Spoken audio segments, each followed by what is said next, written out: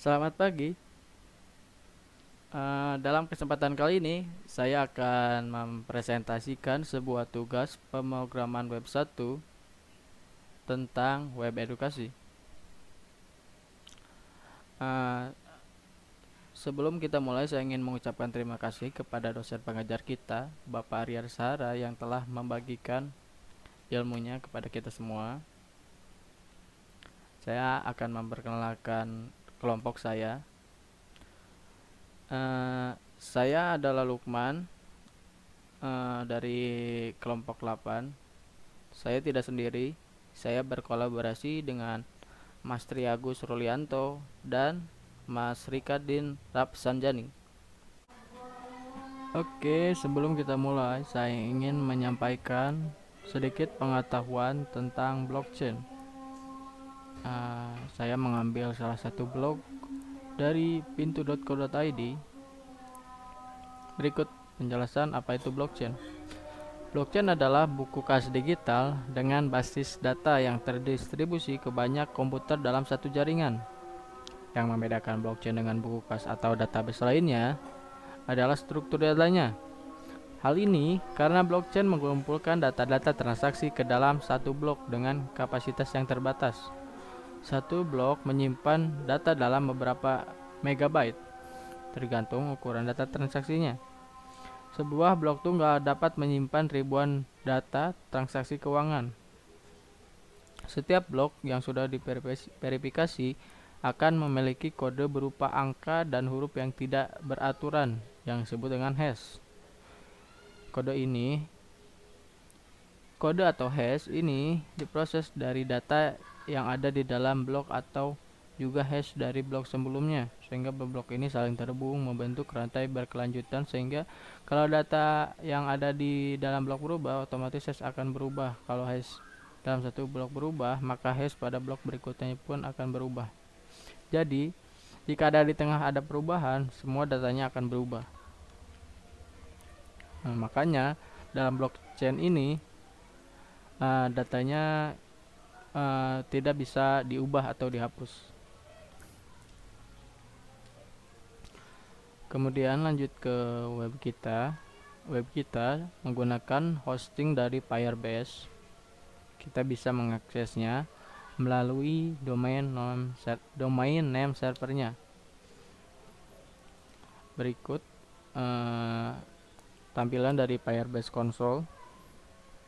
Ini adalah grafik dari pemakaian si webnya itu sendiri. Kemudian kita juga menggunakan repository karena kita berkolaborasi, jadi kita menggunakan repository dari GitHub. Jadi setiap ada perubahan kita bisa mengambilnya dari repo itu. Kemudian selanjutnya kita lanjut ke bagian codingannya. Di blok pertama saya memberikan komentar tentang kelompok saya beserta anggotanya. Kemudian dilanjutkan ke dalam blok selanjutnya, yaitu HTML. Ini untuk inisiasi HTML. Kemudian untuk title-nya, dan ini untuk menginjek CSS dari font awesome, karena kita ada beberapa font yang menggunakan font awesome. Kemudian saya menggunakan CSS dari luar juga untuk swiper. Kemudian saya memiliki juga internal CSS style. Kemudian lanjut ke bagian header.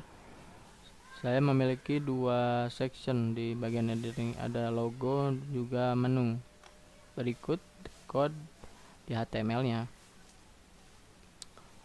Ini untuk bagian logo, saya menggunakan SVG dari font awesome. Kemudian di bagian sini ada navbar, ini untuk tampilan yang ini. Saya menggunakan link karena ini untuk merefer ke section-sectionnya itu sendiri. Kemudian ini ada icon. Icon ini dia akan di hide ya ketika ukurannya bukan ukuran mobile. Kita bisa lihat.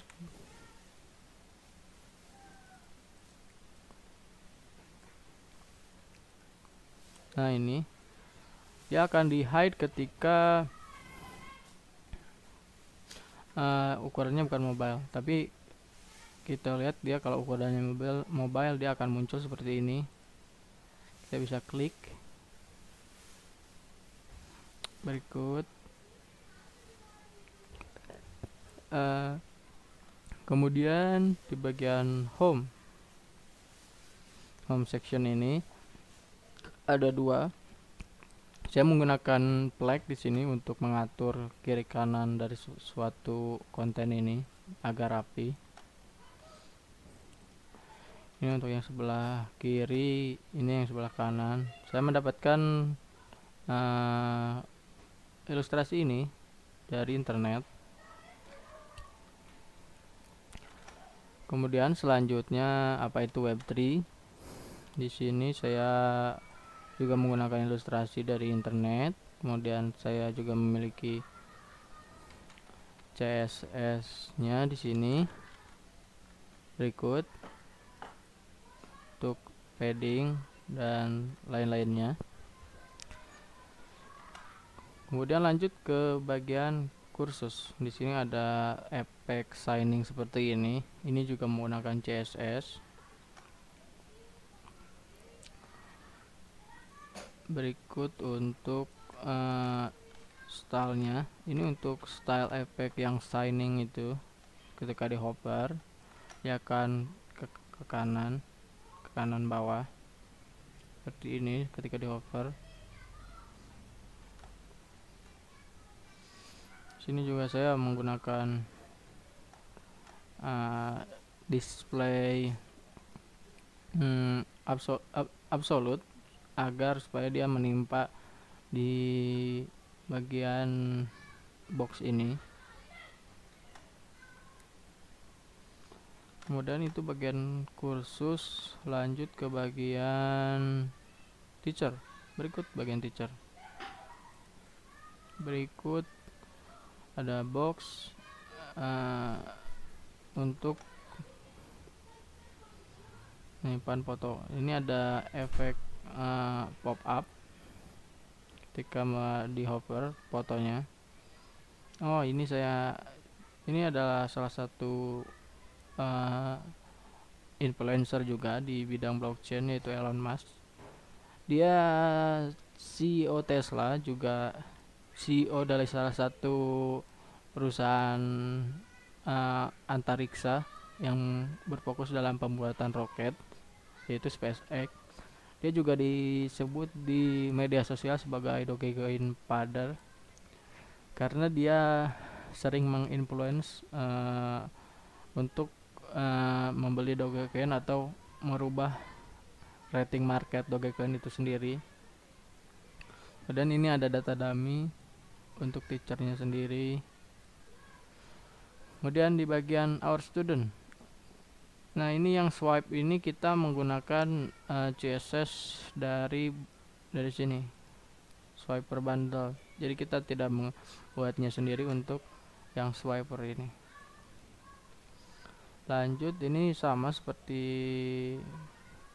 yang kursus ini menggunakan efek signing. Ini untuk list blog dari website kami.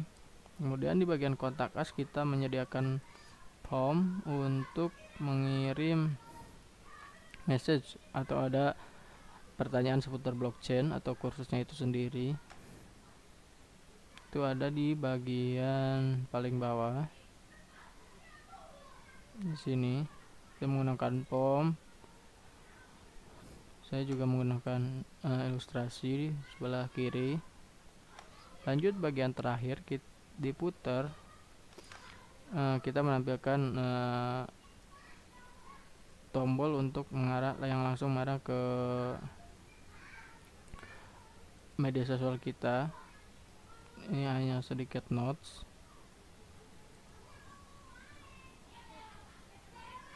Ini ada kontak kita, terus ini copyright. Mungkin sekian presentasi dari tim kami kelompok 8 yang beranggotakan saya, Mas Richard, dan Mas Ruli. Terima kasih atas perhatiannya. Terima kasih.